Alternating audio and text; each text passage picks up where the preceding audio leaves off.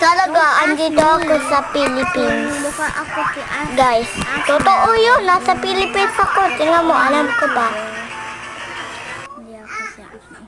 Wag mo tanungin ako siya yung maraming subscribers. Na-try ko niya yung ano na to, filter na to. At saka nakuha kaya niya yung ano, 3 diamonds. Try ko na to. Ang madali ako kasi nag-auto-click ako.